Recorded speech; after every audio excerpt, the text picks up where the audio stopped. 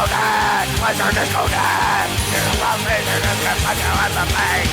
LaserDiscotheque! LaserDiscotheque! We talk about LaserDisc and put you in the face! VHS, no! DVD, no! Blu-ray, fuck you! CED, die! LaserDiscotheque! LaserDiscotheque! We talk about LaserDisc and put you in the face! LaserDiscotheque! LaserDiscotheque! We talk about LaserDisc and put you in the face!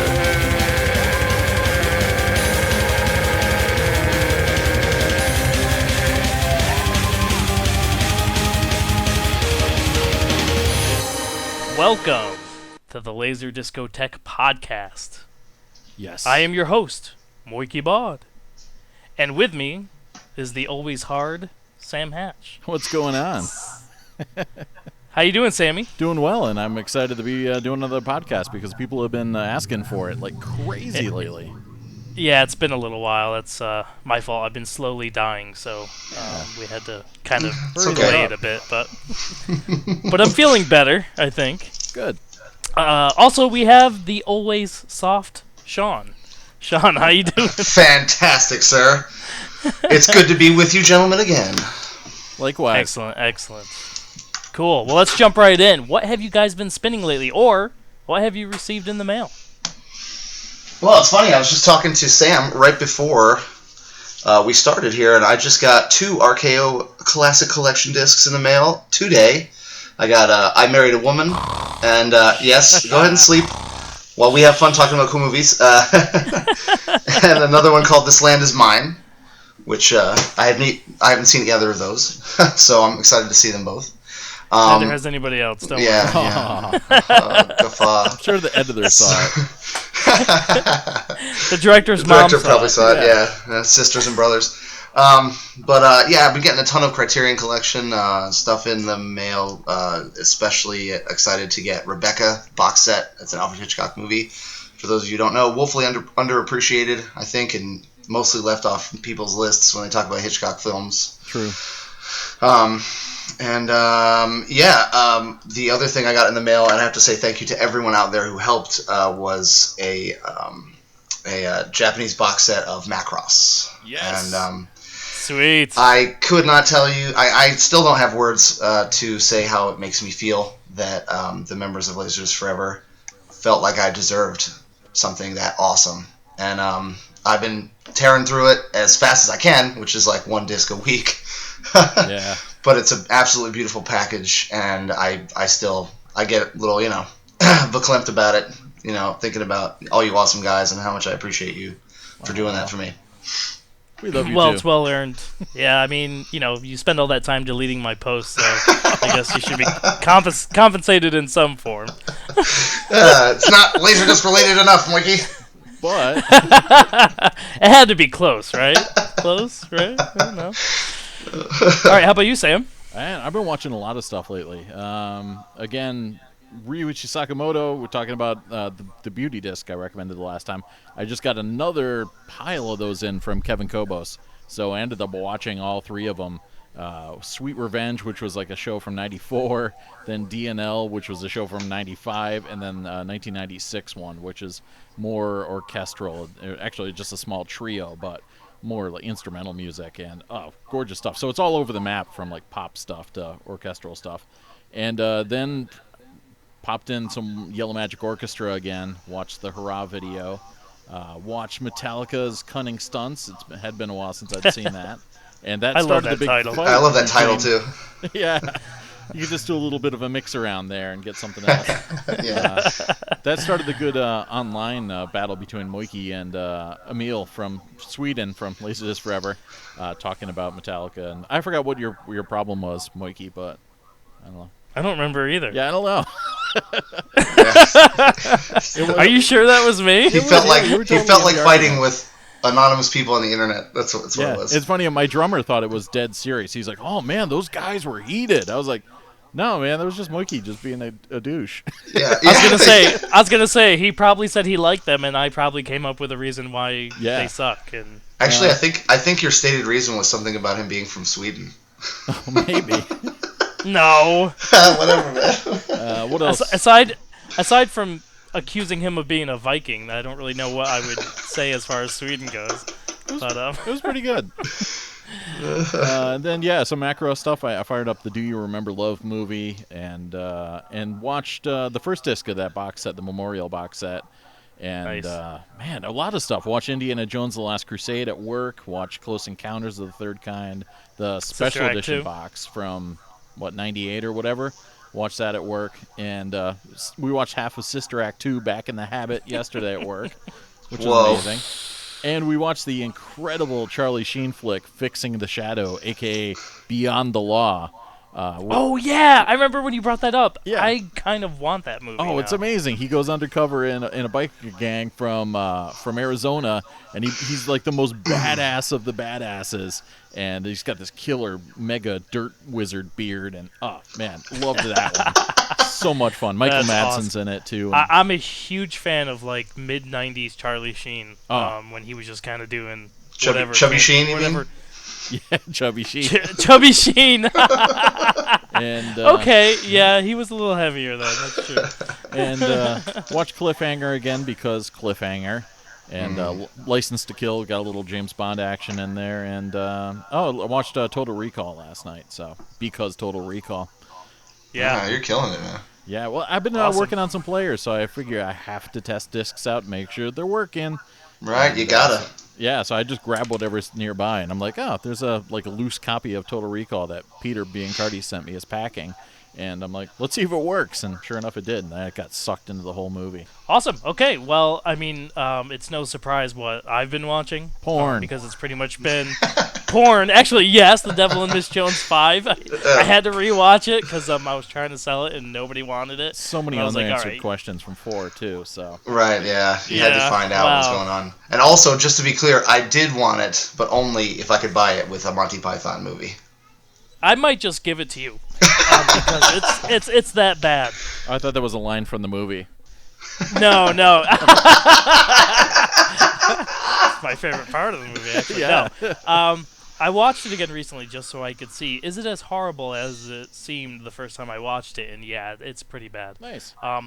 I distinctly remember ass pimples the first time I watched it, and I did not see them the second time around, no matter how hard I looked. So I must have hallucinated that part. But Jesus, Searching the rest for of ass it is pimples. Oh just my god. it's horrific. I've never.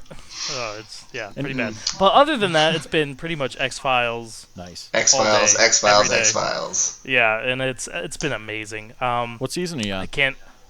I am about halfway through season 4. All right, nice. Respect. Right now, my watching has slowed down a little bit lately, just because I've been pretty busy and sick. I've been kind of going into a NyQuil coma Yeah. pretty early every day, so You're just addicted. haven't You've been been able to- fine for about a month now, and you're just like... yeah, I've developed a habit now when X-Files and NyQuil have it. You're so on the queue. Yeah, exactly. But yeah, I mean, halfway through season 4, it's such an amazing show.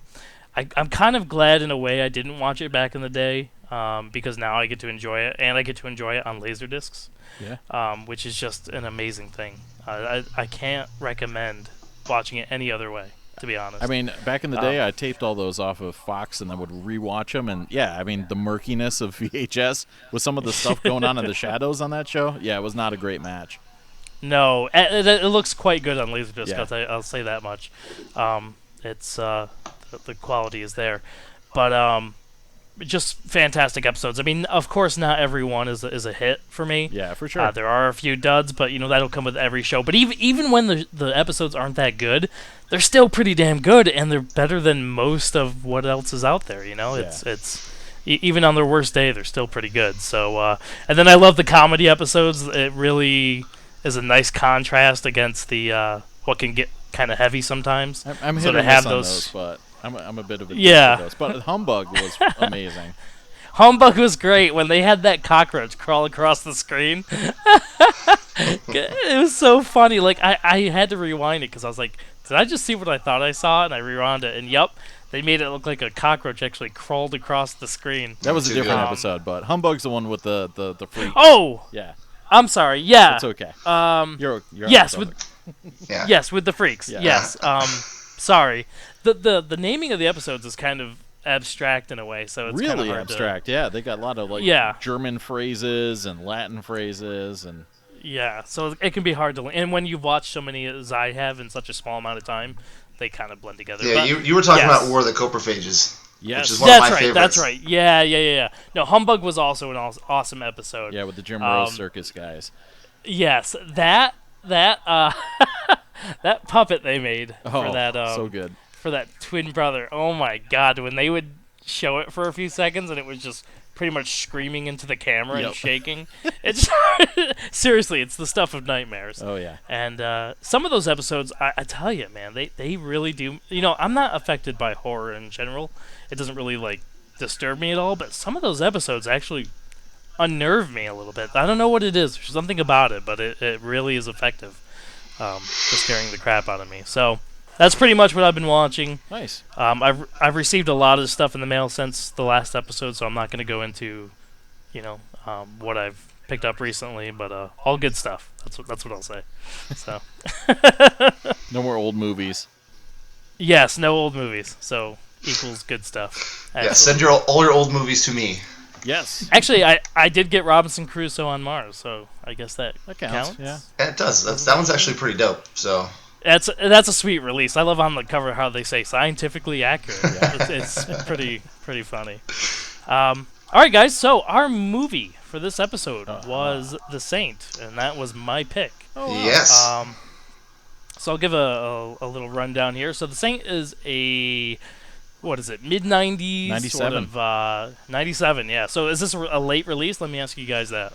Well, almost in my book because it came out around the same time as DVD, but the LaserDisc came out a year before the DVD dropped, so I'll go ahead and say not late release this time just because of that technicality. So, sure. Yep.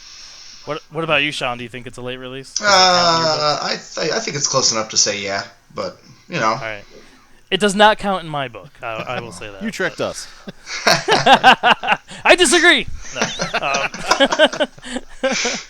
But yeah, so it's a 1997 film starring Val Kilmer and Elizabeth Shue, and he plays a super cool thief guy who steals from the Russian mafia, and then they later hire him to steal the plans for Cold Fusion from Elizabeth Shue's character. And of course he falls madly in love and decides to not go through with it, although they trick him into actually going through with it. They try to kill him and her, and they spend the rest of the movie trying not to die. Mm-hmm. That's pretty good. Yeah. I've summed it up pretty concise, Moyke. This is a movie that I have loved for a very long, ever since it came out. Yeah. I remember around the time it came out, people kind of shit on it a bit. They said it wasn't very good. Because, it's based off the 60s TV show of the same name, correct? Yeah. No. Books and radio shows way before that, yeah. Yeah, a TV series with Roger Moore. Right. How closely related is it? I've never seen the TV show. It's pretty loose. In the TV show is kind of loose based on the books too, but this is kind of more of a Casino Royale-esque kind of reboot. It's telling the origin story, which I guess really wasn't that detailed in the books.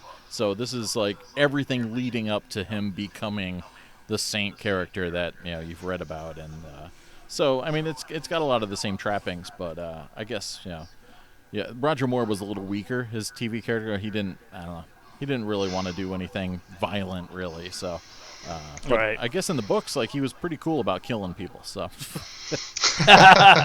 ain't no thing. Yeah. So in this one, he's kind of halfway in between those two extremes. Yeah, that makes sense. You also have Raid on. Oh my God, I think this is how you say it. Raid Serbedzia. Rade Serbedzija is his name. Oh my God. Okay. That was one of the best things ever. So he's the guy that if you're gonna make a movie that has a Russian in it and you need to get a Russian guy in it, he's the guy you hire. From Snatch. He's in Snatch, but he's awesome in everything he does. So yeah, he is. I'm a big fan of his. And then you have the guy who plays his son, Valery Nikolaev. Valery Nikolaev. Yeah. Okay, close. I love that dude. I think he's such an effective villain in this movie. I love the fact that every time he fights with Val Kilmer, he kicks his ass. Yeah. Pretty much. It's just he spends the whole movie beating him up, which, Val Kilmer's supposed to be sort of like the anti-hero of the movie, but he's not a good fighter. No, yeah. Some people complain about that whooped. too. So, but yeah, but yeah. So I love that about his character, though. That he just keeps kicking Val Kilmer's ass. And when I was younger and I used to watch that movie, I always thought he was the lead singer of InXS. Oh, Michael Hutchence. Yeah. Yes, Michael Hutchence. So this is pre-internet before we had internet. And he was an actor too. So. Yeah, exactly. And so I couldn't look up who played that guy. I had no means of doing that. So I always thought it was the dude from InXS. And I was like, man, he's really good in this movie. Later on, of course, I found out, no, not him at all. I could just imagine that embarrassing conversation where you were like, oh, man, I love InXS. That guy was in The Saint. No, he wasn't. Luckily, that never came up. I corrected myself before I... Not too many people want to have conversations about The Saint. No, and there's some great smaller character actors in there too, like Tommy Flanagan from the guy with the scar on his cheek that's in every movie. From Sons of Anarchy. From every movie ever, and Braveheart. Yeah, there's so many people in this movie from Braveheart too. Yeah. And there's also William Hope. Lieutenant Gorman from Alien shows up as a State Department guy at the end. That's just randomly. I was like, Emily Mortimer. And Emily Mortimer, yeah, that's crazy. But yeah, Tommy Flanagan, I don't even think he has any lines in the movie. No, he just looks like a cool Russian guy, even though he's, Irish. They probably asked him to do a Russian accent, and, his Scottish or Irish, whatever he is, it was, probably a little too thick, so they were like, okay, just don't say anything. Just shoot. But yeah, it's got, the movie's got great action scenes. It's got a lot of humor to it. There is a bit of cringe, especially when it comes to sort of the romantic scenes. I feel like the aliases that Val Kilmer takes on are a little douchey. Well, yeah, that's his whole thing, Yeah. I mean, when he's wooing Elizabeth Shue and he's got that long blonde hair and he's speaking in metaphors and writing poetry, it's and it's I was just gagging the whole time. He was total sensitive new age guy, man. That stuff worked in the 90s, man, I tell you. And he's got these doing baggy that terrible leather South pants. African accent. Oh, yeah, man. Oh, yeah. His accents in this movie are awful. They're so bad. But still, it doesn't matter. It's a great movie. Like I said, great action scenes. It's just highly entertaining. It's definitely one of those turn your brain off and enjoy movies. Yeah, I this is my favorite kind of movie. The kind where, I put it in the same category as something like James Bond. And I know we've already mentioned James Bond. But, he's the coolest guy in the room, and even when bad things happen to him, there are good things. They get captured, and he was like, yep, I'll just go ahead and get us out. And then, everything's got an answer for everything. It's so much fun. There's so much style to it. And yeah, like Moyke said, you could just turn your brain off and, watch what's happening. It doesn't have to make sense. It doesn't have to. There's no logic to it, not really. But it's just fun, And it doesn't have to be. You don't have to study the metaphysical universe in a movie to enjoy this one. Yeah, not every time. Yeah. Plus, Jesus, Elizabeth Shue is easy to look at. Oh my God, This is a delightful she actress. is smoking in this movie. Oh man, wow! I think the only movie she was hotter in was probably Palmetto with what's his name from Cheers. Woody Harrelson. Yeah, Woody Harrelson. Yeah. That's a great movie. You should check that out if you want to see hot Elizabeth Shue stuff. You're welcome, guys. Nice. Yeah, she's good looking in that. But yeah, I'm Sam, I'm a fan as well. I saw it in the theater after hearing everyone trashing it on Friday when it came out, and all the reviews were like, yeah, it's a waste of time and everything. I went with my friends. We went for a late night screening, and we were all just high-fiving each other in the back row. Like, this is so cool. Such a good time. And I picked it up. That's awesome.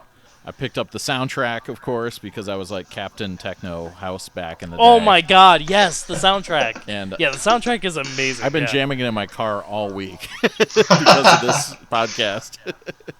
It's like 90% techno and 10% sneaker pimps. Yeah, exactly. Yeah. It's Chemical Brothers, Underworld, Daft Punk. Everybody's on that. Yeah, Luscious Jackson, Moby. The only thing missing is like Prodigy, like to make it like the ultimate '90s Yes. mixtape. Oh my God. When I was watching this, I was like, I wonder if the Prodigy is gonna show up. Like I was expecting it, but Yeah, half the movie is just Russians unfortunately. driving around, like trying to find this guy, Yes! blasting Chemical Brothers. Yeah, Yeah, every time it like went to the when the guy's son, every time it Yeah. went to him in the car, he's just driving around blasting techno music. It's like I wonder if his like henchmen there are like so annoyed with him that he's right. constantly blasting techno. Turn it down. Every time they leave the house, it's like it's like Tommy Flanagan's like, can we get that shit a break for a little Right. bit? Oh man, but it looks good. It's got like a kind of filtered bluish look, so it looks like Yes. a cold Russian bleak. Following in the Oh, footsteps God, yes. of GoldenEye. There was a lot of good, films were able to shoot in Russia for the first time, and I don't know, ever pretty much. So they made some good use of real locations, and yeah, it's just got a great look to it, a great vibe, and cool stuff. I actually checked out the commentary track too. This is one of those cases where the LaserDisc is kind of like a stealth special edition. It doesn't mention anywhere really on the cover that there's anything going on other than the film itself. And yeah, there's a really good commentary track with Phillip Noyce and a few little bits with the visual effects supervisor jumping in. And that guy was prepared, man. He brings it, like, kind of like some other commentary tracks where it's one of those film historian type guys. Like, he gives you a full rundown of, like, the Saint character, and he's got a lot of good, bits talking about working with Val Kilmer and how crazy he is, basically, and how he just rolled with it, and how cool it was. And then, Shawn, check it out. Like, halfway through, he's, like, talking about the score, and talking about how he worked with Graham Revell, who he had also done Dead Calm with before.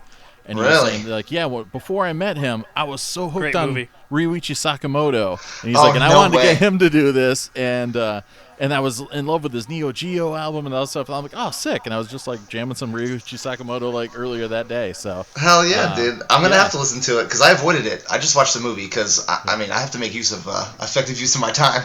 Yeah, right? I didn't even know there was a commentary track. Dude, That's yeah. awesome. Now I got to go back and watch it again. And there was like an entire alternate ending to the film too that they originally killed off a main character like 2/3 of the way through the movie, and What? and then they had a whole big finale. You can watch the finale on YouTube, like the original one. It's got a lot more action, and so in some ways it's a lot more cliched because it plays out like just about any '90s action movie would, like a big battle on a flaming chandelier. And like there's tanks are bombing like Tridiac's mansion and stuff like that. So it's pretty over the top, but that berate like resistance woman that he meets in the tunnels underneath the city, she actually shows up and does stuff. So at that point, but I don't know. It's kind of cool they left it though. Yeah, they changed it and left it that way.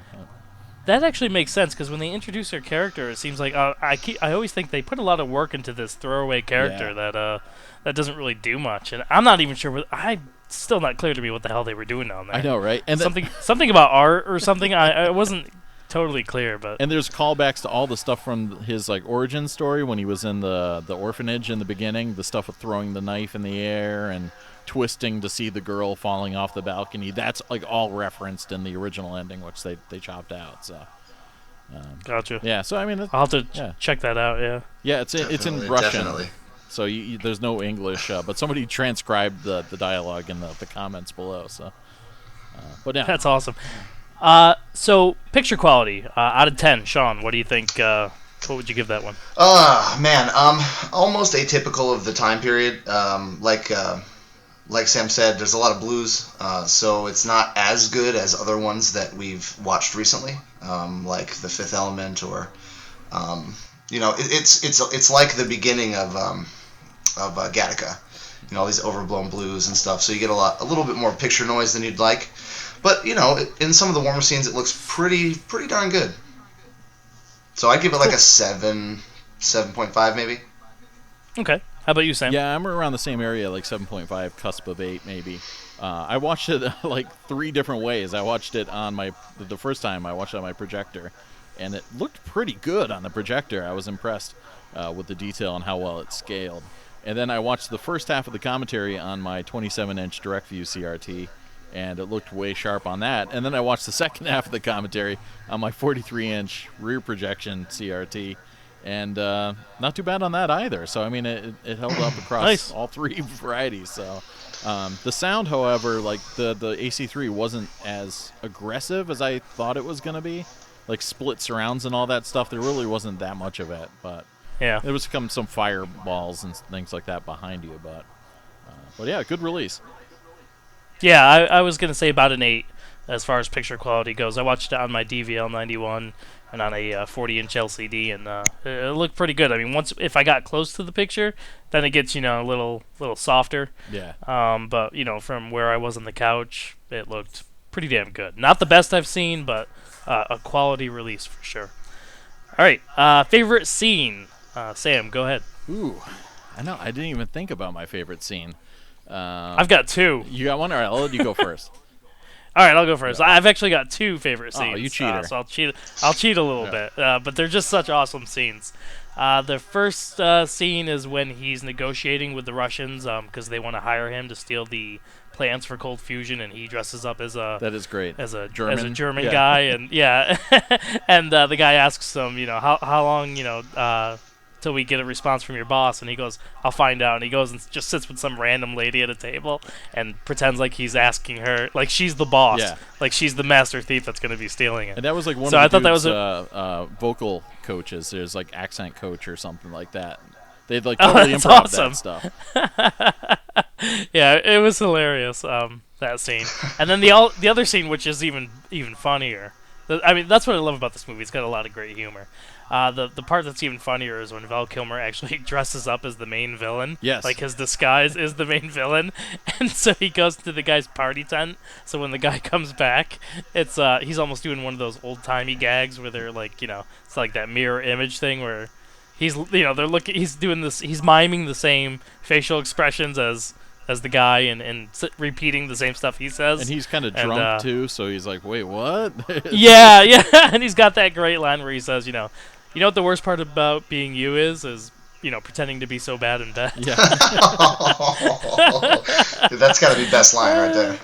Yeah. For me. So that's those are my 2 scenes. Shawn, what do you got for favorite scene? You know what? To be honest with you, like I was talking about before, how good this movie is and that you can turn your brain off and just enjoy what's happening.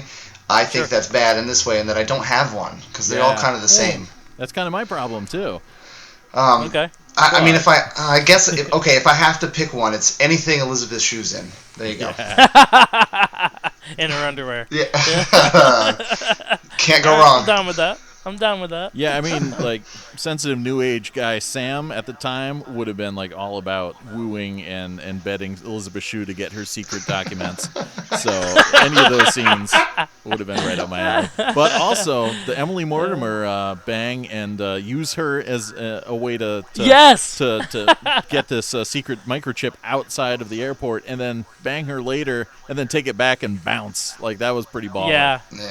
and then I love how he tossed the necklace out, even though he told her it was made of gold. Yeah. Just keeps the chip. Throws it away. Awesome scenes. All right, guys. Any final words on The Saint? Underrated. Check it out for sure. Yes. Yeah. Definitely underrated, especially when it first came out. I remember a lot of critics shitting on it at the time. And sadly, no sequels, even though they set it up so he's got the Saint emblem at the end of it, so it's theoretically the start of a whole new set of adventures, but nothing. Yeah. All right, so let's move on to our top 5 list. Dun, dun, dun. And this time we're doing top 5 LaserDisc covers. Sam. Yes. Theme song. Oh, Go. Yeah. Top 5 LaserDisc covers of LaserDisc. Top 5. Just gorgeous. Amazing, as always. Just beautiful. Best one yet. All right. So how'd you guys do with this one? Did you struggle? Yes. How'd it go? Totally struggled. Not at all. Yeah. Yeah, mostly because a lot of them are like ones I don't have yet. So I actually limited myself to covers that I actually own. So I had to leave a lot of really, really cool ones aside just because I haven't picked them up yet. Yeah, same here. I struggled with it a lot. I think at my best, I narrowed it down to like 20 covers. Jesus, and then at that point, I had such a hard time picking 5 out of that 20 that I just kind of grabbed 5 and said, any of these will do. Yep. So just to narrow it down to 5 was really difficult. But I'm with Man, you. this was it was totally easy for me, man. I Really? actually been thinking about this subject since I started collecting Laserdiscs, because that's part of the reason why we love them, is because they're big and beautiful, and they got great covers, and I'm constantly running through like, oh my god, this might be the best Laserdisc cover ever. You know what I mean? And it was pretty great. I told Sam right before we started, I picked them all, but I only numbered them right before we started, to be honest. right. You know. What were your honorable mentions, Shawn? Honorable mentions actually have to go to two things that we've discussed in previous podcasts. I know which one. First one has to go to Moyke's his main man, the Dune box set. Yes. I love it just because it's so simple and it's clean and it's efficient, and the obi for the Japanese box set matches, with the color and the whole design. I just love it so much. And I'm going to slightly disagree with you there, because I think the Dune Japanese release, is that the one with the two moons? the 2 moons, I think that one is superior to the box set. Well, yeah, as far as the cover goes, but I Right. think, of course, if you're going to buy to watch the movie, you want the box set. But right, of for course. the cover, it's a beautiful cover. Yep, and the other one is Satoshi Kon's Perfect Blue, the special collection box set. Again, really simple. It's just the main character on the front with some fish. I mean, and no, that doesn't mean anything about hentai. It's a thriller. It's a really great movie. The cover is just, like I said, I really like it. It's simple. It's clean. You can tell someone thought about that image, made it happen, and that's the cover. They didn't try to load it up with floating heads or any of that kind of bullshit. Cool. Sam, what were your honorable mentions? I got the Elite, the Blue Evil Dead. It's one of my favorites. Nice. Escape from New York, the gatefold of just one disc. Just killer stuff. Ed Wood, the Japanese release, was on my also ran list. It's just stark black and white, except for the pink of the Angora sweater. I forgot about that one. The pan and scan version of Black Rain is always going to be one of my favorites. Just full jacket image of Michael Douglas looking like a badass standing against his bike. And a few others. Like all the Japanese releases look cool. Like The Spy Who Loved Me particularly. That's one of the ones I stare at on a regular basis, the widescreen version. But yeah, and so many others that I don't own that will be on the list when we do a revisit to this a year from now. Yeah, my honorable mentions were I've got 3 actually. I've got and I know Sam, you're gonna hate this one because this is one of your Image Media VHS I hate covers. those things. Yeah, I know, but Stuff Stephanie in the Incinerator. I absolutely. I mean, the title, the boot coming in from off the side. I've seen it. I had that on VHS. Yep. Yeah, I just love that cover, and it's just I laugh every time I see it. I'd also say Fifth Element is one of my runner-ups. We've discussed that in the past. For sure. It's just an awesome scene of the movie that didn't get much screen time, and it's nice to have that on there. And you can, and that's the Japanese release, I should say. But yeah, it's a beautiful, beautiful cover. And then the Evil Dead 2 cover, where it's just the skull with the eyeballs. Yeah, the one that sort of a side profile. Yeah. Vincent's been having a hard time selling on LaserDisc forever, right? Yeah, exactly. That's my favorite too. Yeah, it's very nostalgic for me, because whenever we would go to the to Rainbow Video in Hancock, New York, we would I'd go into the video store, and that cover would always grab my attention. Yeah, man. And I don't think I ever rented it, because my sisters always got to pick which movie we rented, and they weren't about to rent Evil Dead 2. But every time I saw it, I would look at it, and Jerks. I'd always ask if we could rent it, but they'd always say no. I've got that VHS on my shelf like 2 feet from me right now, so That's awesome. Yep. Maybe it's the same one I looked at. Probably, yeah. Probably got not. Passed around from store to store. Yeah. All right, that's it for me. So let's go ahead and start with number 5. Sam, why don't you kick us off? All right, and I set up rules and I totally broke them. Like originally, I'm like no box sets, and then no poster art. Like I tried to find stuff that was like different or made for the LaserDisc, but that was impossible to follow. So number 5 has a lot of poster art, but it's Tank Girl. So much art in your face, just huge, and Lori Petty just staring at you with her tank in the background, and like every color possible on that thing. So yeah, really one of my favorites. Cool pick. Yeah, that cover just screams 90s. Exactly. Right. Sure. Yeah, and the Japanese cover of that release is actually really good too. It is. Yeah. I prefer the U.S. cover just because it actually has the tank on it, Yes. whereas I don't think the Japanese one does. But still, great covers no matter which version you get. They're definitely awesome. So, Shawn, you're number 5. My number 5 is it's Appleseed, which was an 80s film. It's from the same guy who did Ghost in the Shell, Mason Michiro. Appleseed is, anyway. It was created by the same guy. And the cover image is just the main character, Duna Newt, and Briarios, her weird robot rabbit-looking character. Yep. And they're both looking badass with their guns out, like they're about to murder and murk your ass. And it's a painting by Mason Michiro, and it's just a really striking image, and one of my favorite discs that I own, and one that I constantly just pull out just to look at the cover because it's so cool. And every good cover should be that sort of movie that you always pull out and look at from time to time. Yeah. My number 5, it's the reasons why is going to be pretty obvious. The Japanese release of Della Morte Della More. Oh, great film too. Yeah. Laser boobs. Yes. Laser boobs. Awesome cover. You got all the sort of undead guys. You got death there on the cover, and then you got tits and fire, and with that description, you can sum up probably about 80% of all Japanese LaserDisc releases. That's also my next album title. They're all so. similar to that. Yeah. Tits and fire. We should also Tits do a and top fire. 5 laser boobs. Yeah, One time. good call. Oh my god! I don't know if I can come up with 5, but maybe. But yeah, so that's my number 5. Also, fantastic film. So that's always a bonus. But yeah, so great cover. Definitely check that out. All right, number 4, Shawn. Why don't you start us off with that? All right, number 4. As long as we're going with simple design, which I had from some of my honorable mentions, I'm going with Criterion number 34, and that's a Japanese film called Vengeance Is Mine. Ooh, great cover. Oh, Yeah. I want that so bad. Yeah, me Oh, dude, just like a lot of the covers from around that time, especially with the box sets, they just had a small image, right in the middle. And this one is, him sitting there with a naked woman in the background, and then the text is striking compared to the muted colors. I don't know. I see it and it does something to me. It makes me want to watch the movie. Also, laser boobs. Yes, also laser boobs. Yeah, see. I'm noticing a pattern here. What is going on? Criterion releases, they are so hit and miss. Some of their covers are absolutely amazing, and some are awful. That one Princess Bride cover. Oh gosh, which is one? awful. Yeah. It's terrible.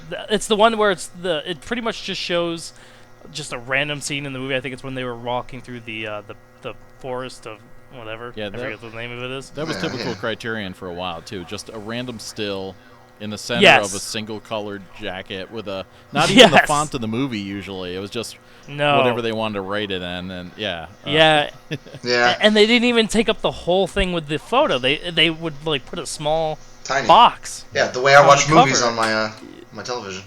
Nice. Pulling the Gillette maneuver.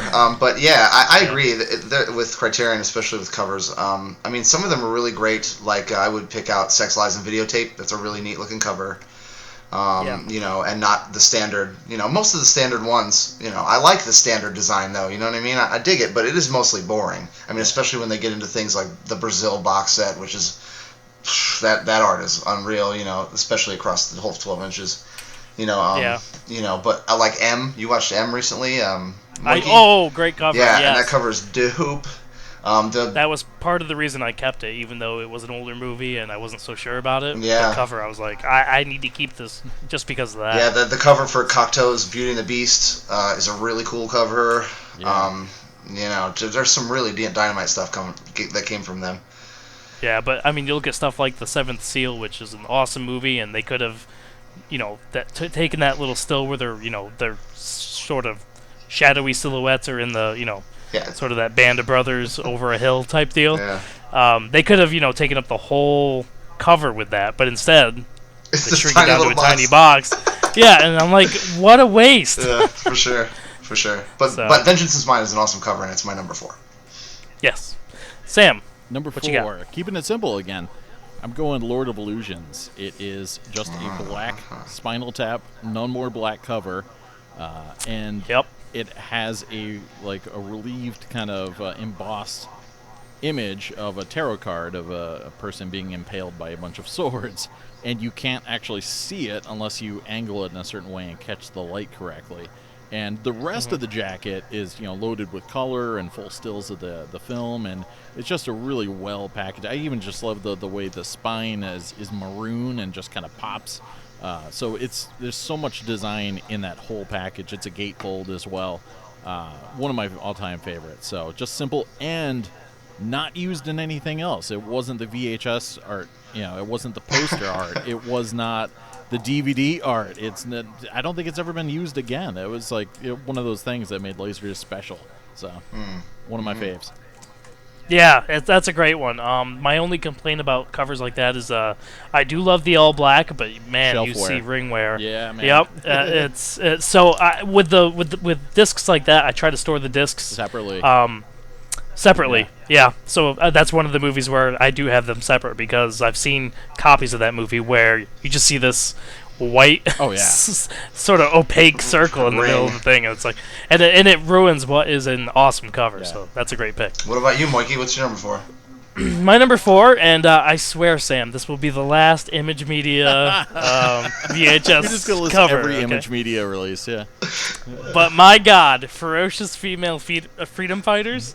Oh my God. Okay, so you've got a samurai dude. He's got this giant axe. You've got a giant snake and explosions in the background. You got a dude with a futuristic machine gun. You got a chick who's half naked with a crossbow, and then at the bottom you've got a random and this is all drawing, by the way. None of this is live action, but this is all drawn stuff.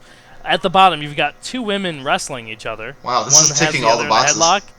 Yeah, and then there's just some random dude doing a flying kick, and and none of it looks related. It's so strange. None of it looks like it's the same movie. So it's very strange, but it's an awesome cover. It is hardcore, and it's everything I want in a LaserDisc cover. Just over the top, nice, awesome crap. It looks like something some metalhead drew in 7th grade, during detention. It just looks amazing. So nice. But that's it for my stupid choices in Image Media awesomeness. So. I'm over here right, highly guys. doubting you're gonna stop making bad choices. Yeah. No. I think you guys will approve of the rest. All right. All right. So number 3.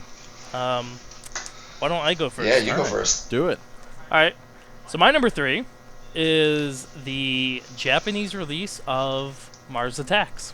Ooh, very cool. Now, this is a very cool cover. It is.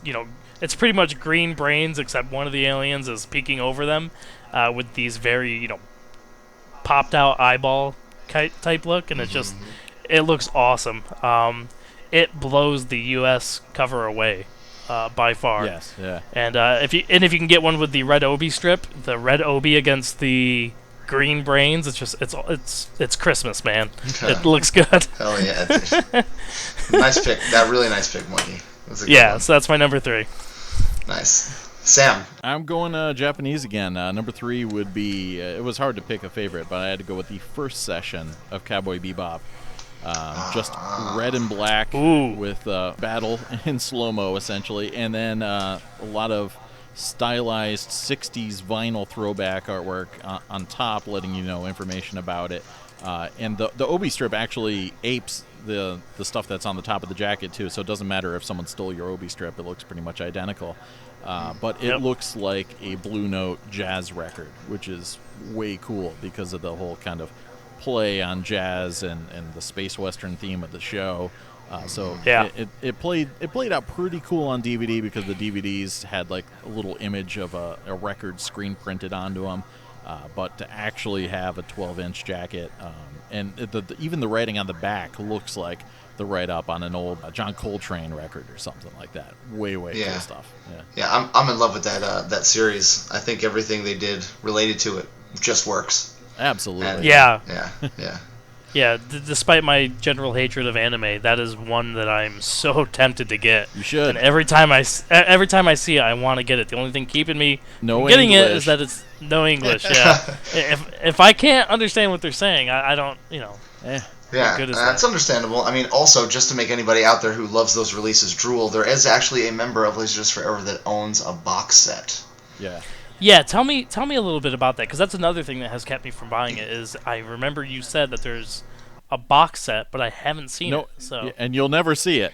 Yeah, you're gonna see it on Facebook on That's LaserDisc it. Forever, and that's it. I've never seen it before or since.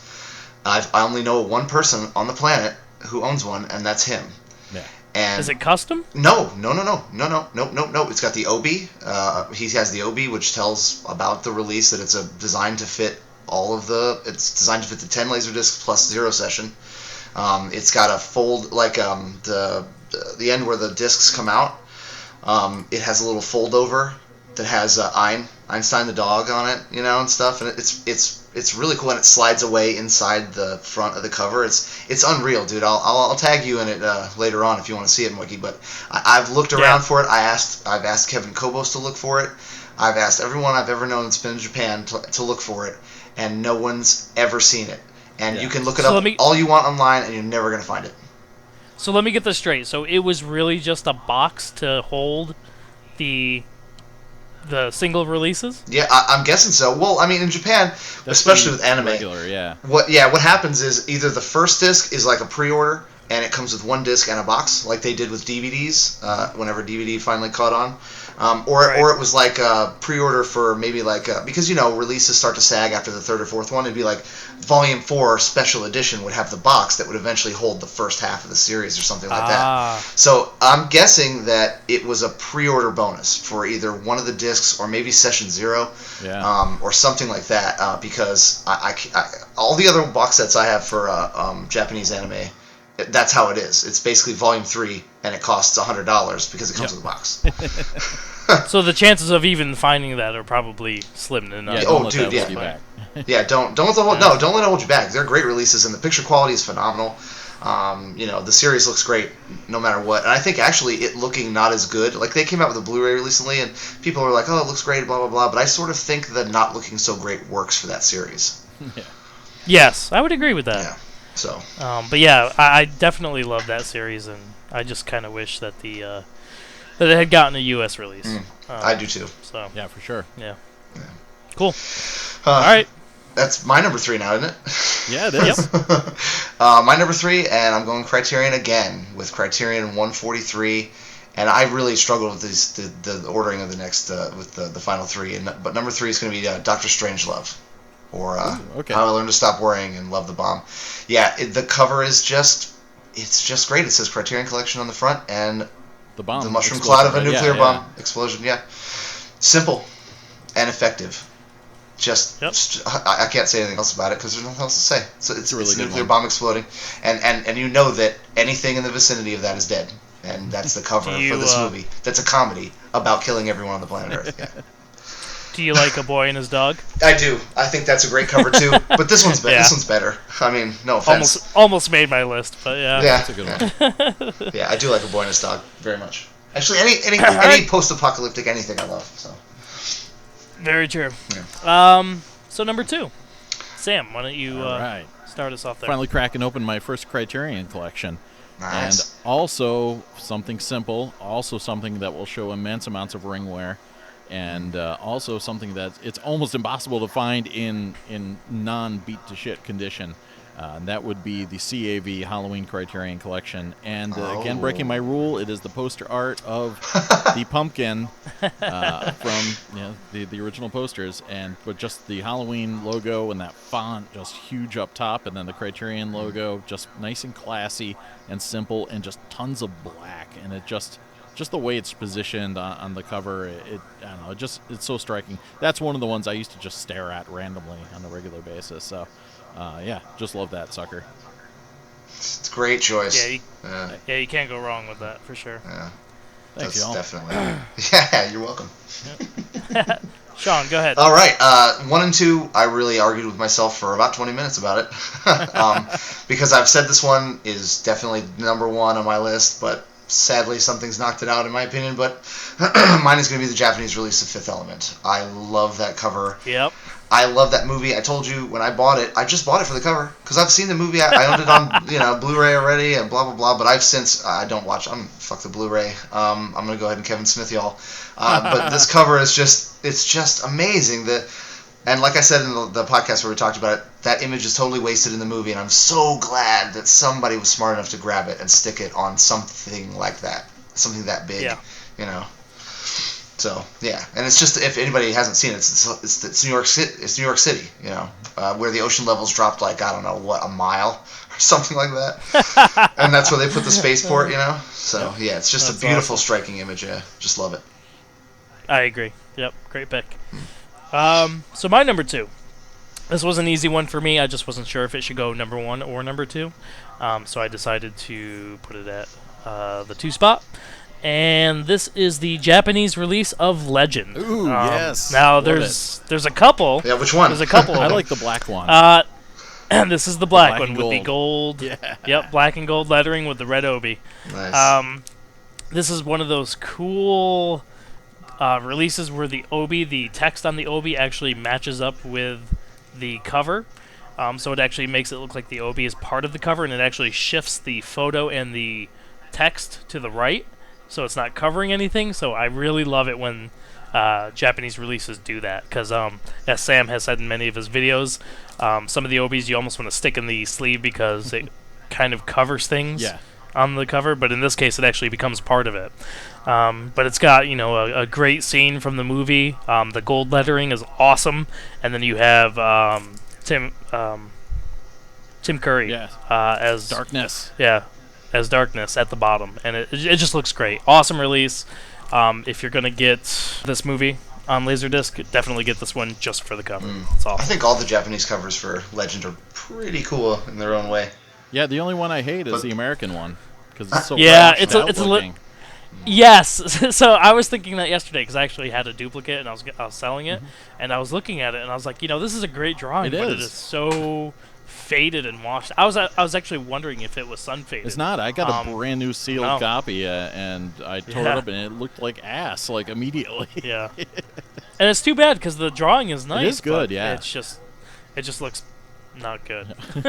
So yeah. So that's it for number 2. Let's go on to our number 1 pick. Dun, dun, dun, dun. Sean, why don't you go ahead? All right, I'm excited as hell about this one. This one's so exciting that the title of it has 2 colons in the title. It's the Neon Genesis. I love colons. Yeah. C colon, enter colon, pound, pound, pound.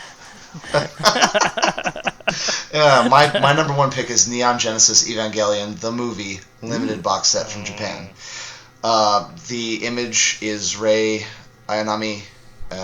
If you've ever seen the series, actually, even if you haven't, it's just a beautiful painting of her as big as the earth, holding all of humanity's souls in her hands, and it's just beautiful, man. I can't. It's unreal. It's an unreal cover art. I don't think it's been used for anything else either. I mean, maybe like a telephone card or something like that, but I don't think it's ever been used as key art on a release of it since. And it's definitely deserving of that. And if you've never seen it, just look at it. It's another one that you'll just stare at. You could, if I were keen to and I had an extra one, I would cut it out and I would have it blown up at like Kinko's or something to make a poster out of it. It's just absolutely gorgeous. Awesome. Yeah, it's just a gorgeous box. Very cool. Gorgeous cover. All right, Sam. Number 1. Are we there? We're there. Yes. All right. We are there. Number 1 is going to be another Japanese release, and I know people like the Criterion version of this more. I, however, do not. My favorite is the CLV version of Akira, also known as Akira to normal people. It's just that is nice. A simple image of part of Kaneda and a lot of orange in the background. That's why people complain usually, because the Criterion has a cooler background and everything like that, and just the huge title up top. I can deal without the silver obi strip. That's one of the ones I usually stick inside the gatefold, but that's just my all-time favorite cover. I just look at it on a regular basis, and that's one of the ones I usually pull out and like have facing people as they stare at my Kallax IKEA cube. I'll put that nice. kind of on display in one of those cubes. So yeah, still one of my Is favorites. that disc Japanese audio only? It is. If you want English, though, you can get the CLV box set. That's got, I think, the Streamline US dub is on there, so you can get some English action. So that's pretty cool. And I do have the Criterion one as well, but that I picked it up used at the Japanese CLV at Laser Craze in Boston back in the day, so it's been with me through a lot of stuff. And still, it's one of my buddies. It's getting buried with me along with my Sony MDP 333. Right, and your 7 box set. And my 7 box set. Yes, exactly.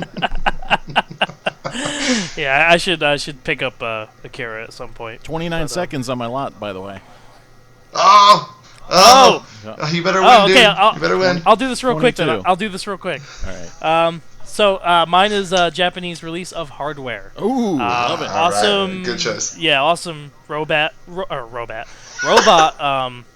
face mask thing with fire in the background. It's got the the U.S. flag on the head of it and the lit up eye pieces.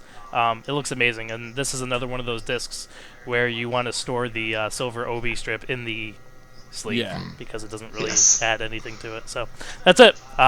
Nice did choice. you win? I won the auction. You did? Yes! Woo, yeah! All right, we'll talk business later. Yeah, man. Big thanks to Peter Biancardi for tipping him off. Yeah, I'm going to have to give him a look at it so he can pick some of the goodies out of there. I owe him for Sister Act 2 as well, so because he hooked me up with that. That's awesome. Nice. Yeah. Good man. Good man. Yeah. Good old Pete, man. Yep. All right, guys. Well, that was an awesome list. Yeah. Next episode, let's do worst covers, and we'll wrap that up. It's a deal. Yeah. Cool. That's gonna be. I think that's gonna be difficult to pick from as well. 'Cause there are a lot of bad covers. There are a lot of bad covers. Favorites, so to speak. So, some are already springing to mind. Now, one caveat I do want to mention: don't do like the awesomely bad. Let's just do bad. Yeah, all right. Yeah. Because I agree with otherwise, if we do awesomely bad, I'll never get it done. So. Yeah, no, just stuff we don't want to look at. you. Yeah. Right, yeah. Ugly shit. Yeah, absolutely. Really bad covers. Yeah. All right, guys. Well, let's move on to topics from LaserDisc Forever. Bing, Hot bang, topics. boom. From the group.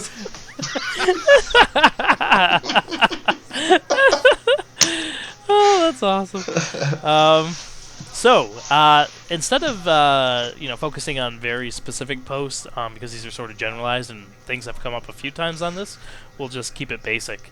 The first one that we want to discuss is the destroying of LaserDiscs for entertainment. So there were a couple posts, mine included, in which I laid a couple of broken or rotted discs on top of a fake fireplace and played a little joke just for the group's entertainment, and it kind of blew up a little bit. I didn't expect people to sort of think it was real. But like I said, the group never ceases to amaze me. Oh. So, and then there was another post where somebody dropped off a lot of boxes of common discs at a Japanese landfill. Yeah, that one caught a lot of hell, man. Yeah, it did. Yeah. It blew the hell up. A lot of people were really upset. I mean, the saga starts where he just mentioned casually late one night that he was going to bid on a lot of like 40-something boxes of LaserDiscs, and he had no idea what was in them, and they didn't say what was in them. So he was like, "Oh, I'm just hoping for rare shit." Yeah. And he got them, and it turns out there were like 50 rare discs in there, and the rest of it was like Japanese copies of Speed and Braveheart and Top Gun. Die Hard. Yeah. Yep. Die Hard, yeah, like stuff, and pan and scan Die Hard too, not like cool widescreen Die Hard or whatever. Like not discs anyone would want, and 30 copies of each one. Yep. Yes. And what do you? Go ahead. I'm sorry. And how do you guys feel about that generally? The destruction or maybe the donation of common discs.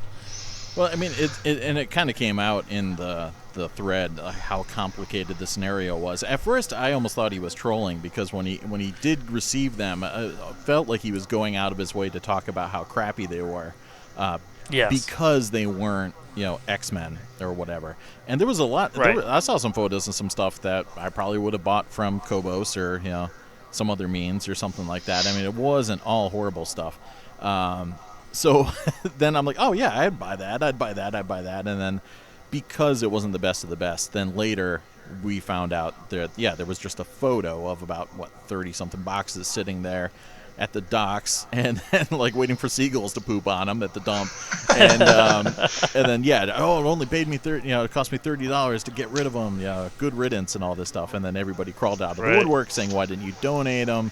And he said, I did. Hard Off, which is like the local kind of Japanese version of Goodwill or something, would only take about 12 boxes. And so there's that thing where it is a precious commodity, but then it's landlocked in another country, so in order to ship all those to the States or distribute them to people, I mean, that's like a part-time job, or full-time job. For a couple of weeks.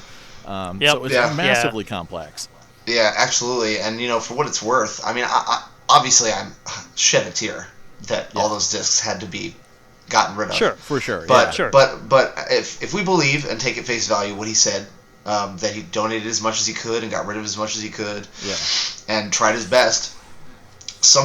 Everyone isn't Kevin Kobos. Yeah. They're not gonna sit on. They don't have like a separate room where they're like, I'll just keep all my LaserDiscs in here, because people in Japan don't do that. It's almost a shame he couldn't get them to Kevin or something like that and just drop them off. Right. But Right. Yeah. It just he seems like he tried everything, and I mean, I understand everybody has their own opinion, but nobody would have bought a mystery box of what could have been 30 copies of Speed and 10 copies of Die Hard for $200. Yeah. Just to have it shipped, and then the be like, oh, is insane. Yeah. It would have cost $200 to ship it anyway, at $200 and then plus $30 a box, so $230 to $250 for a box that you don't know what's in it, and then you get it, and you can't even get rid of the ones that you got. What are you going to give them out as party favors? Yeah. Come on. Yeah, I mean It's there was a lot of butthurt going on in that thread, and it's something that I've run into myself, because I've run into a few large lots before, and I try to sell anything I don't want, and I usually will do a few rounds of it where I try to sell it, and I really tank those prices sometimes, even to the point where I'm not even making any money on it, after packaging supplies and going to the post office. Well, once you give them away. It's at two, I'm selling these things for $2 a pop shipped. And, after that round, if nobody has bought them, yes, I donate them. And even when I donate them, I was getting so much shit. People were like, there are people here who would have wanted. It's like, where were you when I was selling it for $2 shipped? I totally would have bought that for you. Yeah. It always happens. It's guaranteed. And I don't know if you noticed on that thread, but there were people who I've never even seen post in the group before coming out of the woodwork to shame this guy. Yeah. It's like, you would not have paid all that money to ship 20 copies of Speed to your house. No way. I'm sorry, but you just wouldn't have done it. And like Shawn said, it is sad whenever you see LaserDiscs meet that fate, but come on, I mean, we're not going to run out of Speed anytime soon. It's not, it's not the end of the world. This just all copies of Speed on LaserDisc depleted. That'll be the next disc selling for $600. Oh my God, yeah, right, and you're right about people being generally too upset, and also a lot of people coming out of the woodwork. It's it's funny that the group is so large. We've got over 5,000 members, but I'd say that maybe like 200 people ish post all the time, like enough to where you know their name and sort of know who they are, and if they if they're a seller, people come to sell. There's lots of people who come in the group just to sell like 10 discs that are common titles, and they don't sell, and they just disappear and don't leave the group. But in that thread there were probably like 20 or 30 people I've never ever seen before and don't remember adding.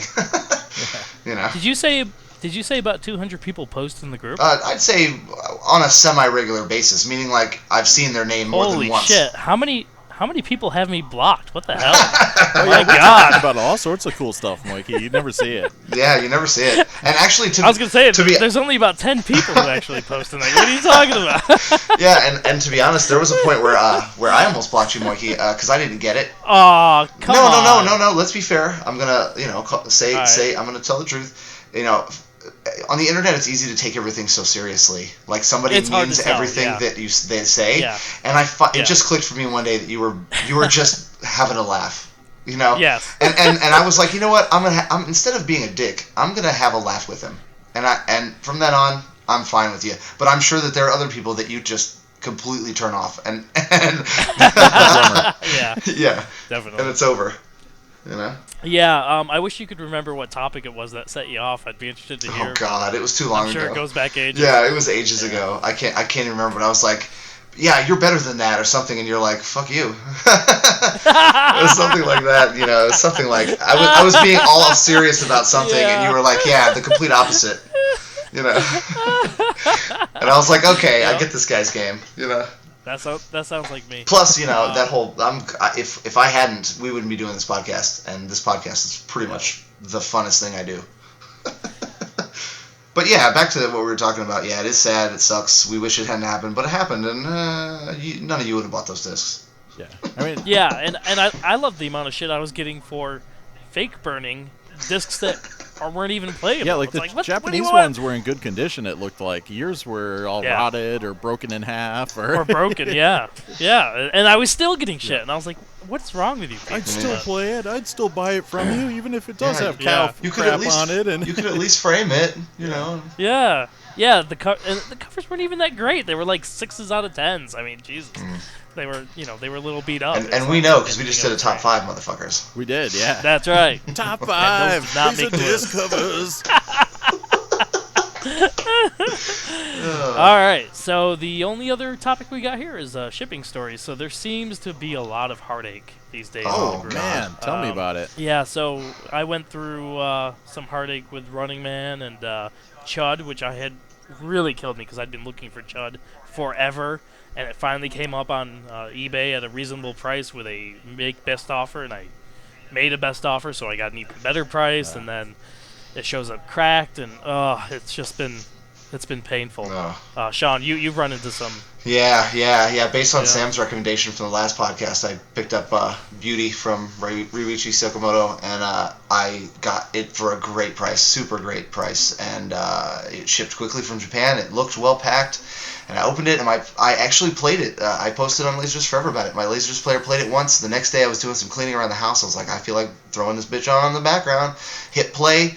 It wouldn't play. I thought my player was going out, you know what I mean? And then I pull out the disc, and just cracked, and my heart was broken, and I had to contact this. And I was like, I'm never gonna find it for that price again. And even if I do, I'm gonna have to wait for a year, you know. And it just broke my heart.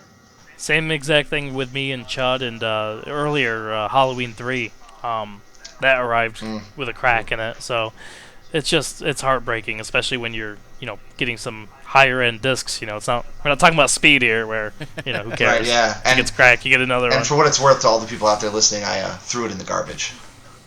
Because it's garbage now. You monster! It's garbage now. How dare you! You could glue it back together, man. Don't you know, man? Yeah. And a lot of it boils down to just shipping. And when you're buying from eBay, you don't know who you're buying from. It's usually somebody who just found a LaserDisc somewhere. Oh, yeah. I've had them shipped crammed sideways in a box that's not obviously meant for LaserDiscs. But I mean, knock on wood, I've somehow miraculously not had much for casualties. I had one disc where a guy sandwiched a Pioneer demo disc, which was way cool, but he sandwiched it between two kind of thinnish pieces of cardboard. But he made them huge, so they barely fit into my parcel box. So it was 4 foot by 4 foot, and then it just created all this surface area for it to bend extra well, and that thing was warped to hell. And damn, man. I did have a James Bond disc that came with a spider crack on the edge from a Japanese package, and that's it for casualties so far. So and only one of them was a true casualty. The other one I was able to kind of bend back into shape. So yeah, thinking about it. Oh yeah, knock on wood for you, Sam, because I'm actually thinking about it now. When I first started collecting, I had a bunch of discs. Stupid eBay sellers send me stuff in a fucking bubble wrap envelope. Oh yeah. I bought a bunch of discs from a guy selling Ninja Turtle, Family Home Entertainment Ninja Turtles discs. And I wanted them so bad I bought them for a premium price because I was dumb and I just wanted them so bad. And he put 3 discs in a bubble mailer, and all 3 they were just snapped in half, dude. It was unreal. And after that, because I had it happen before that a couple times. After that, every seller who sells LaserDiscs, I'm like, can you please pack it well? Like, don't do this at least, dude. I have started doing that, and that was before I got Chud and it was insane. So with Chud, they used pieces of cardboard, which is awesome because that keeps the sleeve from getting bent and all that. But there was no bubble wrap to speak of, and so there must have been some sort of impact that actually crushed the disc and caused the crack. Right. So that's what happened there. And then with the Running Man, the first one that came, it was completely no bubble wrap whatsoever, not even little pieces of cardboard. It was just stuffed in a record mailer, and that was it. With the latest version of Running Man, which I had to go and pay the extra $10 to get it out of the post office, I had asked that seller to that they ship it with the disc outside the sleeve. And so when I open it up, sure enough, it's outside the sleeve, but it's also outside the paper sleeve that's inside the outer cardboard sleeve, and it's just banging around in there. Now, I was looking at the disc, and yeah, it's scuffed. It's got scuffs. I don't think it's enough to keep it from playing, but my goodness, what the fuck is going on? And then you look at David Sherman's, where my God, they pretty much broke it over their knee. Yeah, right. And it was a squeeze disc, wasn't it, or something like that? It was something one of the higher end ridiculous. discs. Yeah, and they actually bent it in half. It's like, what is going on? Yeah, wow, Jet. Fuck, I'm sick. Yeah, exactly.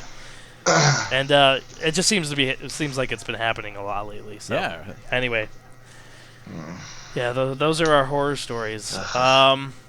Let's move on to the mailbag. Maybe this will make us happier. Mailbag. Mailbag. Hey, Shawn. Yeah. Show me your mailbag. I'll show you my mailbag, baby. All right. So first question is from Melinda McClure. Hello, Melinda. Hello, Melinda. Jello, Melinda. Hi, guys. Quick question for the fourth podcast. Last week on the eBay, a copy of Sixth Day was posted and at auction and went for over $1,100. A week before that, a copy of Stigmata sold at auction for over $600. I know these rare LaserDiscs will always be worth more than the average LD, but how much is too much for a disc? And are we as collectors pricing ourselves out of the rarer discs? Thanks for the podcast, and I will be listening, ... Ooh, that's a little ominous at the end. Yeah, multiple dots. I hope you are, Melinda. Yeah. Nice ellipsis. The ellipsis, it's creepy. The ellipsis of doom. She's watching, or she's listening. I wonder if she's watching. And Peter Bancardi also said, thoughts on disturbing upward trend of prices for rare discs. Speaking of which, Moyke, you have to edit this quickly and send it to Peter for his road trip this weekend.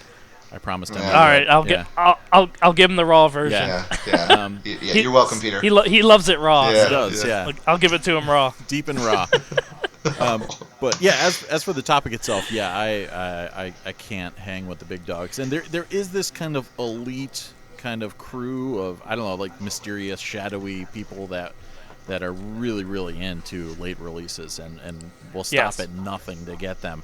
I personally, will crap out after a couple $100, and that's if it's something I really like. If it's something I'm casually interested in, sure, it'd be kind of interesting to have some of these things on disc, just for the the novelty of it. But the 6th Day and I've got Stigmata on DVD. I'm cool with that. I do love the cover art, but not $600 worth of cover art. So right, I've got a hard limit on that stuff. Same with players too, man. I will not go to the extremes that a lot of people will go for players. Like same thing, print out a few $100, maybe a little bit more if it's something amazing. But I got too many other hobbies and lifestyle payments and stuff like that. So I got to draw a hard line. All right, how about you, Shawn? I'm pretty much the same way. I'm a family man. I have to pay for all that stuff first. Well, second sometimes. But my top limit is like $300, and that's for I love collecting anime. That's for a box set with 12 discs in it. Yeah, right. Something I can really sink my teeth into. The most I ever paid for a single title was when I first got in the game, and I paid $100 for a sealed Akira Criterion, which I know was dumb. So now everybody in the whole world can make fun of me for it. I'm being honest here, guys. I feel like this is like the AA for LaserDiscs. Yeah, and you know what? I think we all have that story where when we first started collecting, we just didn't know any better, and we were paying kind of ridiculous prices for things. For sure. Similar stories. Yeah, but I mean, Brazil brand new, so. Oh right, yeah. $145. Yeah. Yeah. That's true. Which, to be honest, was a great price thinking about it. In terms of when it was released. For content, sure, yeah, right. Yeah. And I mean, but yeah, I'm pretty much the same way. I think the most that I would ever spend on a single title ever would be $300, and I still hesitate because there's a copy of Transformers the movie, the Hill Crane release, which is the one I'm talking about, and I still, I'm like, I look at it and I'm like, I've got $300, and I'm like, no you don't, no you don't, you want it for $100 or something like that, and it's never gonna happen. Yeah. But yeah, like the ones I wanted to hit were like Fight Club and The World Is Not Enough. I've got them. I didn't go anywhere near that price, so I'm pretty much done for late releases unless some major deal falls in my lap. Yeah. What about you, Moyke? Yeah. I'm right on the same page with you guys. I'm about $200-$300 The beach. Around that area. The beach. Moyke and beach. the beach. I love the beach. Oh my god. I you know what? I thought I would regret that decision. It was sort of a late night impulse decision. Sure. And I thought I might regret it the next day or maybe a month or two from then, but I have not regretted it once. I love that movie. I don't care what anybody says. But yeah, it's awesome. But yeah, and there's only really a handful of movies, late release movies that I actually want. So spending $200-$300 on them, if it's spread out enough, not the end of the world. It's something I can swing. Unfortunately, these days, a lot of those movies just go for way beyond that. I mean, I remember when I first started getting into collecting LaserDiscs. I remember scoffing at a $75 copy of Existenz, and now today I would gladly pay that. Yeah, me too. For Existenz. So it's just one of those things. I never expected prices to get where they are now, but I guess I don't know. Did any of you see LaserDiscs making such a resurgence as it has? Well, I mean, to be honest with you, if you've been collecting a while and watching eBay, or you have to, like me, because you find nothing close to you. Right. It's not that uncommon, to be honest. The last copy of Stigmata I saw go online was $600, and that was a couple of years ago. And the last copy I saw of Mission Impossible 2 was like $400 or something bucks. Titan AE was like $500, or so. And I mean, to be honest, there's that. There are those. I don't know how many releases there are, but maybe 10 or 12 that have always commanded ridiculous prices. I mean, X-Men, they've always commanded those kind of prices. Maybe not $1,000. I think that's sort of a fluke. I think the next one, somebody's going to put it up for $1,000. It's going to sit there for 6 months, and they're going to sell it for $600, which is what it's sold for in the past. The pool of people who are willing to spend over $1,000 on a LaserDisc is probably pretty small. That's the thing. These trophy disc hunters, if they can get the trophy disc, I don't even know if they're going to watch them. In some cases, they just show them to other guys that have trophy discs and kind of jack off. Eventually, that's going to get old, and then you're like, I guess I got to sell this thing, or to another trophy disc guy. Exactly, yeah. So it's a weird kind of small pool. I have a feeling like eventually that might burn itself out, but I don't know. Maybe there's new up and coming, trophy hunters that are going to want to get in the game and pay more. And it just reminds me of those the auction show that used to be on Sci-Fi with the guy that would auction off sci-fi collectibles and stuff like that. Like once you have it, there's people hounding you all the time to sell it, so there's no. It's weird. Like people just buy things, and they kind of have it for a little while, and then they sell it off. So there might be one of those cases where this keeps spiraling like that in some sort of feeding frenzy. But are you saying? So you're saying the LaserDisc bubble is going to burst? Yeah, this is like The Big Short 2. I'm sell. I'm gonna be like the Christian Bale and of this scenario. I'm sort of with Sam too in that I got all the late, super late releases that I wanted. I've got all of them. And the ones that I still do want are the ones that are going for cheap still. They're anime releases that came out in 2000 and, the Hill Crane release of, the aforementioned Transformers. But I've gotten Apt Pupil. Yeah. And I've gotten Broken Down Palace. And I also think it's fair to mention that most of those movies that sell for all that much money suck balls. I know that's They're Yeah, awful movies. Yes, that's one of my criteria is, I'm not going to buy something just because it's a late release. I actually have to enjoy the movie if I'm going to drop that kind of money. Yeah. So I'm not looking for, sixth day or anything In that like regards, that. they work better as a trophy than an actual film. So right, yeah, maybe knock yourself so. out. Yeah. Yeah. Yeah, what good is spending that much money on a movie that I will never want to watch? Yeah. It just doesn't make sense. But at the end of the day, the great thing about LaserDiscs is it has its own built-in limiters. The fact that rot does happen. Sure. Do I want to spend $600-700 on something that could rot? Imagine that, man. Yeah. Yeah, and I do not want to do that. I found Rad for $10. I got Song of the South for free, even though I sold it. It's not something I want. So I feel like if you wait long enough and if you keep your eyes peeled, you might just find those things at not insane prices. Yeah, for sure. It's just gonna take time. So as long as you're patient, you're gonna get those Took me things. 10 And years to get Fight if Club, not, so. yeah, exactly. But it happened, And now it's for a pretty good deal. So yeah, whatever. Everyone's got a copy of it. It is. 2 or 3 copies. And it's not the end of the world. If I never find Titan AE for under $300, okay, whatever. I have it on my Plex. I'll just watch it there. Not the end of the world. So, yeah, it's just it is interesting to watch where the prices are going. Though. Yeah, Melinda, I think we beat your question to death, Melinda. Yeah, definitely. Yeah, sorry. So the only other question we have here is: do you guys have any stories of odd LaserDisc phenomena? Recently talked about in the group. Eagle DTS version. I haven't gotten too many weird aberrations, no discs with the labels on the wrong side. I think the only thing really is Cliffhanger. I've got multiple copies, but I've got one copy that's pan and scan packaging, but the disc itself is actually letterboxed. But yeah, that's it. Nothing really strange other than the Evil Dead 2 disc that's got the erroneous 1978 or whatever year on the back of the jacket instead of 88. But that's it for me. Got one where the labels are on the wrong sides.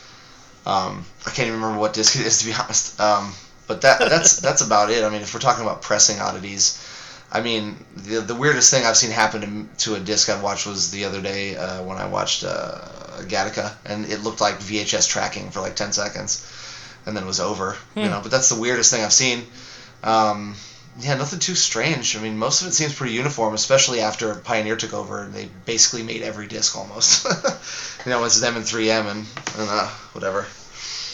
I've only got one, and it's I forget exactly which one it was. I think it might be Tromeo and Juliet, but on the spine it actually says Toxic Avenger.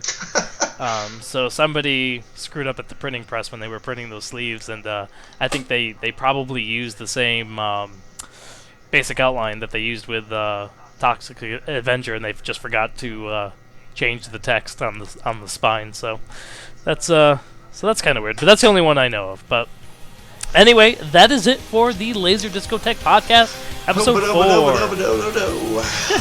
Thank you very much, Sam Hatch. Peace out, y'all. Shawn. Yes, sir. Thank you, Moyke. And Sam. Thank everyone out there for listening. Yep. Yeah. So we'll catch you on the flip. Bye, everyone.